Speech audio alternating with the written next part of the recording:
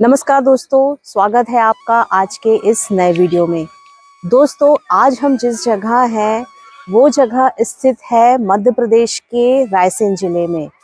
और ये जगह जो है ये भोपाल से 50 किलोमीटर की दूरी पर है और यहाँ से विदिशा की दूरी मात्र 10 किलोमीटर है। आज जिस जगह है हम वो प्राचीन बौद्ध स्थल है और इस जगह का नाम है सांची का स्तूप। ये सांची में स्थित एक प्राचीन बौद्ध स्थल है और बुद्धिस्ट कम्युनिटी के लिए ये जगह बहुत ही ज्यादा पवित्र स्थान माना जाता है, क्योंकि दोस्तों यहाँ पर जो मेन स्तूप है इसमें भगवान बुद्ध के अस्थियां रखी गई हैं। तो ये जो जगह है ये बुद्धिस्ट कम्युनिटी के लिए, जो बौद्ध लोग होते हैं उनके लिए ये जगह बहुत ही पवित्र स्थान है। इसे मुख्य स्तूप कहा जाता है और इसके बारे में मैं आपको सारी जानकारी आगे दूंगी। तो चलिए आपको सांची के स्तूप के बारे में डिटेल में बताते हैं। एक मेन स्तूप के अलावा यहाँ पर आपको काफी सारे छोटे छोटे स्तूप मिल जाएंगे, लेकिन 3 मुख्य स्तूप हैं, स्तूप नंबर 2 और स्तूप नंबर 3, जिनके बारे में डिटेल हम आपको आगे बताते जाएंगे।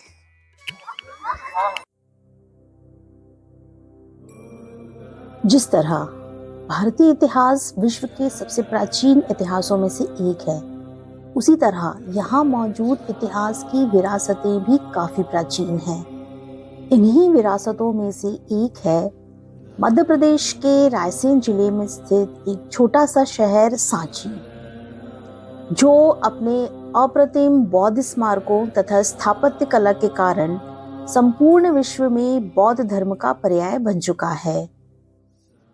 यूनेस्को की विश्व धरोहर सूची में शामिल सांची अपने प्राचीन बौद्ध स्थल के लिए काफी फेमस है और एक लोकप्रिय पर्यटन स्थल बन चुका है। देश ही नहीं, पूरे विश्व के जो बौद्ध धर्म के अनुयायी हैं वो सांची के स्तूपों को देखने के लिए दूर दूर से आते हैं और यहाँ पर उसके दर्शन करते हैं। सांची मध्य प्रदेश की राजधानी भोपाल से लगभग 50 किलोमीटर नॉर्थ ईस्ट में स्थित है और यहाँ पर आप देश के किसी भी कोने से बाय ट्रेन या फिर बाय रोड आसानी से आ सकते हैं। यदि आप प्लेन से सांची आना चाहते हैं तो आपको भोपाल तक फ्लाइट मिल जाएगी। उसके बाद का सफर आप बाय रोड कर सकते हैं।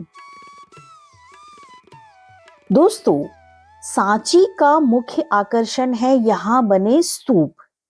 यहाँ पर कुल मिलाकर 93 छोटे और 3 मुख्य बड़े स्तूप हैं और ये देश के सर्वाधिक संरक्षित स्तूपों में से एक है। सांची को 1989 में यूनेस्को की विश्व धरोहर स्थल सूची में भी शामिल किया गया है। स्तूप नंबर 1, जिसे महान स्तूप भी कहा जाता है, ये प्रमुख स्तूप है और सबसे बड़ा स्तूप है। इस स्तूप के अंदर तथागत भगवान बुद्ध की अस्थियां रखी गई हैं। दोस्तों, ये जो आप स्तूप देख रहे हैं ये स्तूप नंबर 1 है और इसे महान स्तूप भी कहा जाता है। 1989 में यूनेस्को द्वारा इसे विश्व धरोहर सूची में भी शामिल किया गया और इस ऐतिहासिक स्तूप का निर्माण मौर्य साम्राज्य के प्रसिद्ध शासक सम्राट अशोक द्वारा ईसा पूर्व 3री शताब्दी में किया गया था। स्तूप में एक अर्धगोलाकार गुंबद है जो कि रेलिंग और 4 प्रवेश द्वारों द्वारा घिरा हुआ है। प्रत्येक द्वार, जिन्हें तोरण द्वार कहा जाता है, जटिल नक्काशी और बुद्ध के जीवन की कहानियों को दर्शाने वाली शिल्पकला से सुसज्जित है। इसके केंद्र में एक अर्धगोलाकार ईंट निर्मित ढांचा है जिसमें भगवान बुद्ध के कुछ अवशेष रखे हैं, जिसके शिखर पर स्मारक को दिए गए ऊंचे सम्मान का प्रतीक रूपी एक छत्र है। सम्राट अशोक द्वारा 84,000 स्तूपों का निर्माण करवाया गया था, जिसमें से सांची का स्तूप भी एक है। यहाँ पर बौद्ध भिक्षुओं के रहने तथा बौद्ध धर्म का प्रचार करने के लिए अशोक ने मोनेस्ट्री या फिर बौद्ध विहार भी बनवाए हैं। और यहाँ पर अशोक द्वारा प्रसिद्ध अशोक स्तंभ भी बनवाया गया है। सम्राट अशोक द्वारा सांची में बौद्ध स्मारकों व शिक्षा केंद्र की स्थापना का संभावित कारण विदिशा शहर है, जो कि सांची से मात्र 9 किलोमीटर की दूरी पर है। सम्राट अशोक की पत्नी देवी विदिशा की थी। वो यहाँ के एक व्यापारी की बेटी थी। विदिशा के पास स्थित सांची पहाड़ी की चोटी पर, जहाँ पर कि ये स्तूप बने हुए हैं और बौद्ध विहार बने हुए हैं, उनकी स्थापना के लिए एक आदर्श स्थान था। शायद यही सोचकर सम्राट अशोक ने विदिशा के पास सांची में इतना बड़ा महान स्तूप बनवाया और इसके अलावा यहाँ पर उन्होंने बौद्ध विहार या फिर मोनेस्ट्री भी बनवाई।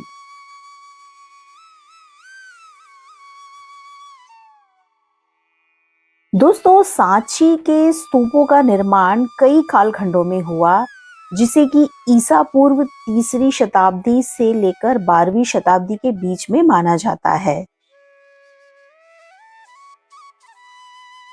जो स्तूप नंबर 1 है या फिर जिसे महान स्तूप भी कहा जाता है, इस स्तूप को पहले ईंटों से बनाया गया था। बाद में शुंग डायनेस्टी के दौरान मूल ईंट संरचना को उसके आकार से दुगना बड़ा किया गया और टीले को बलुआ पत्थर की सिल्लियों से ढक दिया गया। उसके बाद इसके ऊपर प्लास्टर भी किया गया। स्तूप के चारों ओर एक परिधि पथ का निर्माण किया गया, जो कि एक पत्थर की रेलिंग से घिरा हुआ था, जिसे कि वेदिका भी कहा जाता था।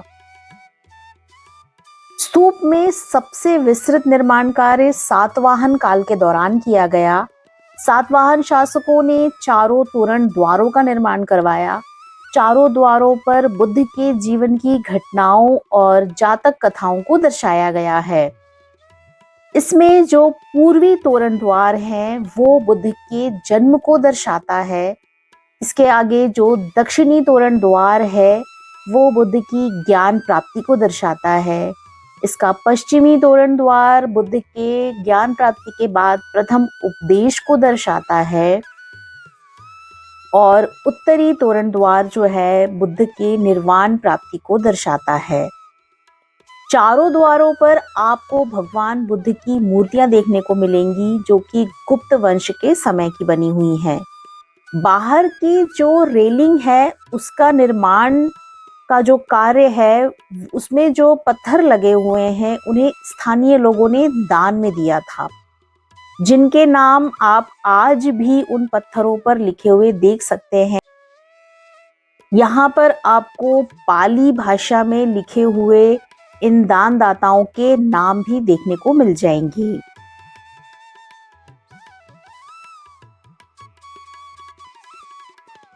अभी हम जिस द्वार पे खड़े हैं वो है सांची के महान स्तूप का दक्षिणी द्वार और ये ही मेन एंट्रेंस है, जहाँ पर कि आपको अशोक स्तंभ में बने हुए 4 शेरों वाला जो स्ट्रक्चर है वो भी यहाँ पर इस द्वार में बना हुआ मिल जाएगा। इसके अलावा इस मुख्य द्वार के बाजू में ही आपको मिल जाएगा अशोक स्तंभ। ये सम्राट अशोक द्वारा यहाँ पर स्थापित किया गया था और इस स्तंभ में आपको यहाँ पर धम्म लिपि में और पाली भाषा में लिखे हुए धर्मादेश भी देखने को मिल जाएंगे। यहाँ पर यदि आप पढ़ेंगे तो यहाँ पर पाली भाषा में धर्मादेश लिखा हुआ है, जो कि सम्राट अशोक के समय का ही है।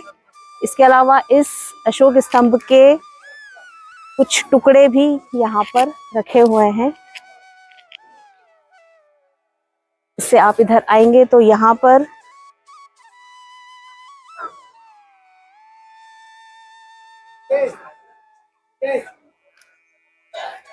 अशोक स्तंभ के 2 टुकड़े यहाँ पर भी रखे हुए हैं और इन पर भी पाली भाषा में धम्मलिपि में कुछ लिखा हुआ है, जिसे कि धर्मादेश कहते हैं। और ये जो अशोक स्तंभ है, इनके ऊपर के जो शेर वाला जो भाग होता है, उस भाग को यहाँ नीचे जो सांची में स्थित है संग्रहालय, उसमें आपको देखने को मिल जाएगा। यहाँ पर पहले ये जो स्तंभ है इसका इस्तेमाल यहाँ के लोकल जो एक जमींदार हैं वो गन्ने का रस निकालने के लिए करते थे। फिर इसे एएसआई द्वारा यहाँ पर संरक्षित किया गया है।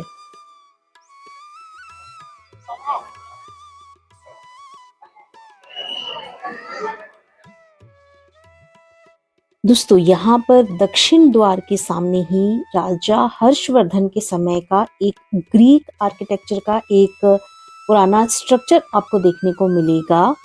अभी सिर्फ उस स्ट्रक्चर के पिलर्स ही बचे हुए हैं, बाकी इसका जो पूरा स्ट्रक्चर है वो यहाँ पर नष्ट हो चुका है, खंडित हो चुका है, समय के साथ में खत्म हो चुका है। इसकी विशेषता ये है कि सिर्फ इसके जो पिलर्स जो आप यहाँ पर देख रहे हैं वो जमीन के अंदर नहीं गड़े हुए हैं, बल्कि ये सिर्फ जो ऊपर की तरफ से एक दूसरे से ये जुड़े हुए हैं। इसके ऊपर पुराने समय में यहाँ पर लकड़ी का छत हुआ करता था, जो कि समय के साथ नष्ट हो गई। इसके अंदर बैठ करके मेडिटेशन किया जाता था और जो यहाँ के जो टीचर्स हुआ करते थे वो यहाँ पर अपना कुछ कॉन्फ्रेंस हॉल के जैसा इसको यूज करते थे। यही बाजू में आप गुप्त काल का एक पुराना मंदिर भी देख सकते हैं, जिसमें कि कोई मूर्ति नहीं है। कहा जाता है कि पुराने समय में यहाँ पर बुद्ध की मूर्ति थी, लेकिन अभी इसमें कोई मूर्ति नहीं है। इसकी छत जो है वो पूरी फ्लैट है और इसमें आपको सामने 4 पिलर्स देखने को मिल जाएंगे।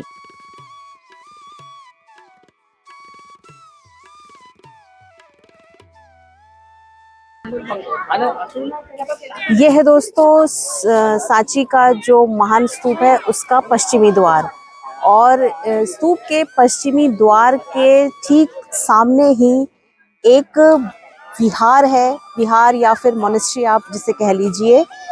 इधर से रास्ता है विहार जाने के लिए। ये आप जो देख रहे हैं वो एक विहार है या फिर मोनेस्ट्री जिसे कह लीजिए। सम्राट अशोक द्वारा इसे बनवाया गया था। इसमें छोटे छोटे 22 कमरे बने हैं और एक मेन हॉल है जहाँ पर कि बौद्ध भिक्षु रहते थे और ये यहाँ पर बौद्ध धर्म की और बाकी तरह की शिक्षाएं ग्रहण करते थे। सम्राट अशोक के पुत्र महेंद्र और उनकी बेटी संघमित्रा ने भी यहीं पर शिक्षा ग्रहण की थी। यहाँ पर एक कुंड भी बना हुआ है जो कि पानी के संग्रहण के लिए काम में आता होगा।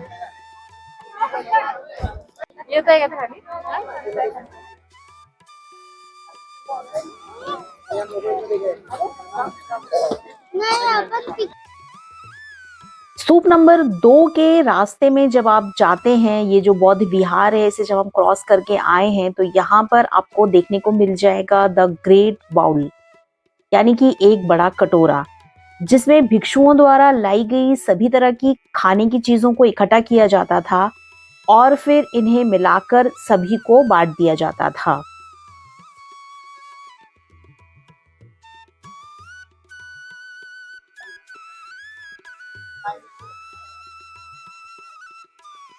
स्तूप नंबर 2।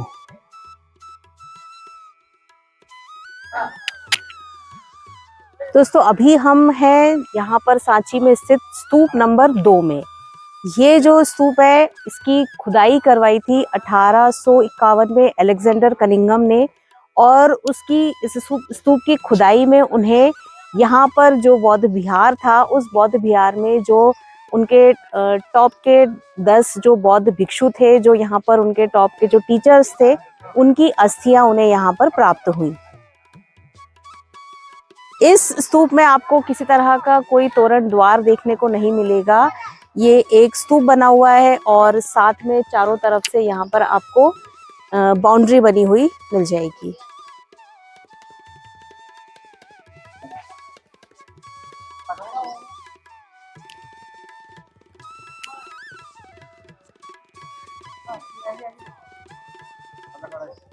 यार दोस्तों ये जो स्तूप है ये है स्तूप नंबर 3, और ये स्तूप नंबर 3 स्तूप नंबर 1 महान स्तूप के पास ही मौजूद है।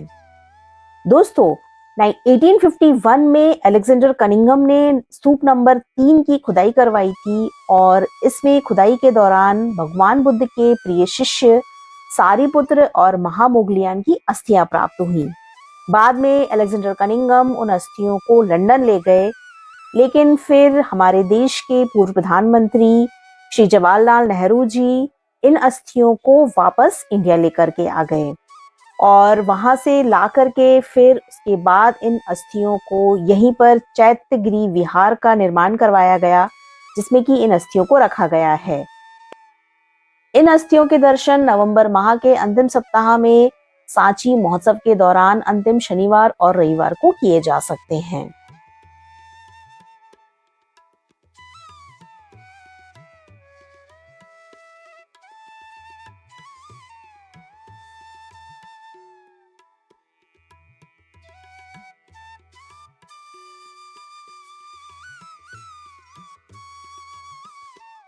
ट्वेल्थ सेंचुरी तक सांची में बौद्ध धर्म का खूब प्रचार प्रसार हुआ।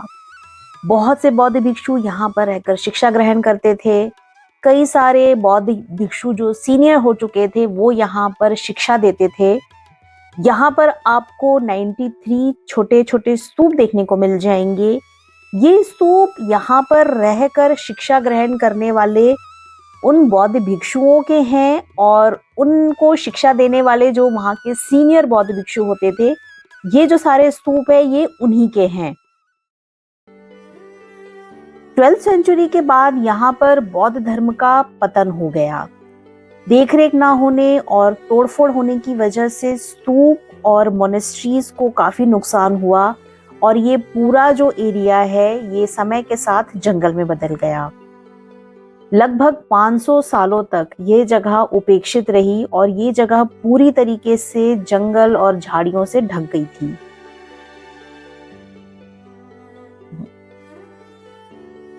फिर सन 1818 में जनरल टेलर ने इसे शिकार के दौरान खोजा।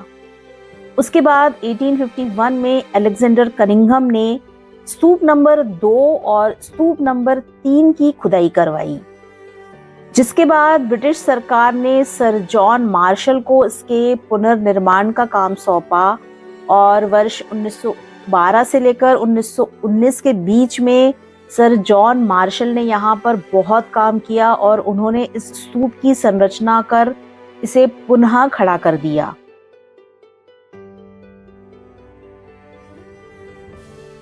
दोस्तों, सर जॉन मार्शल ने 1912 से 1919 के बीच में सांची स्तूप में मरम्मत का काम करवाया था और उसी दौरान उन्होंने सांची आर्कियोलॉजिकल म्यूजियम का निर्माण करवाया, जिसे कि बाद में 1986 में सांची की पहाड़ी से नीचे यहाँ पर नए म्यूजियम में ट्रांसफर कर दिया गया।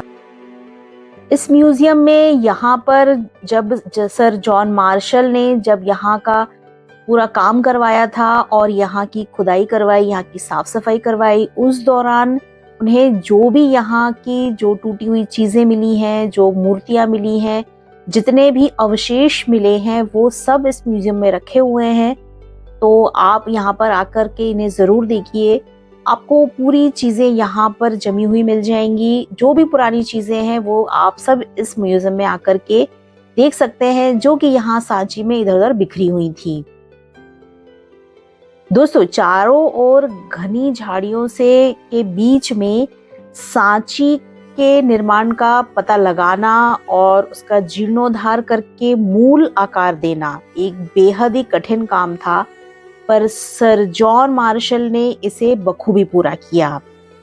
यहीं पर आप सर जॉन मार्शल का घर भी देख सकते हैं।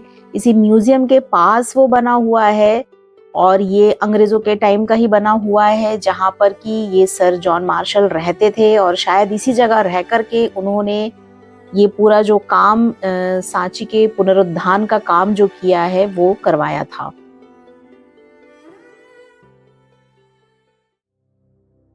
दोस्तों, ईसा पूर्व 483 में जब गौतम बुद्ध ने देह त्याग किया तो उनके शरीर के अवशेषों पर अधिकार के लिए उनके अनुयायी राजा आपस में लड़ने झगड़ने लगे। अंत में एक बौद्ध भिक्षु ने समझा बुझाकर उनके शरीर के अवशेषों के हिस्सों को उनमें वितरित कर समाधान ढूंढा। इन्हें लेकर आरंभ में 8 स्तूपों का निर्माण हुआ और बाद में सम्राट अशोक ने 84,000 स्तूपों का निर्माण करवाया और इस प्रकार बुद्ध के निर्वाण के बाद बौद्ध धर्म का प्रचार प्रसार इन स्तूपों को प्रतीक मानकर होने लगा। सांची के स्तूप दूर से देखने में मामूली से अर्धगोलाकार संरचनाएं लगती हैं, लेकिन इसकी भव्यता, विशिष्टता व बारीकियों का पता सांची आकर देखने में ही लगता है। इसलिए देश दुनिया से बड़ी संख्या में बौद्ध मतावलंबी, पर्यटक, रिसर्चर्स व और भी संख्या में लोग इस बेमिसाल संरचना को देखने के लिए चले आते हैं। तो यदि आप भी 2300 साल पुरानी इस ऐतिहासिक संरचना को देखना चाहते हैं तो एक बार सांची जरूर आइए। और यदि ये वीडियो आपको पसंद आया हो तो लाइक और शेयर कर दीजिएगा। चैनल को सब्सक्राइब नहीं किया है तो प्लीज सब्सक्राइब जरूर कर लीजिए। तो दोस्तों बताइएगा जरूर कमेंट करके कि ये वीडियो आपको कैसा लगा। तो हमारे साथ आप बने रहिए। आपसे मिलते हैं बहुत ही जल्दी किसी अगले वीडियो में।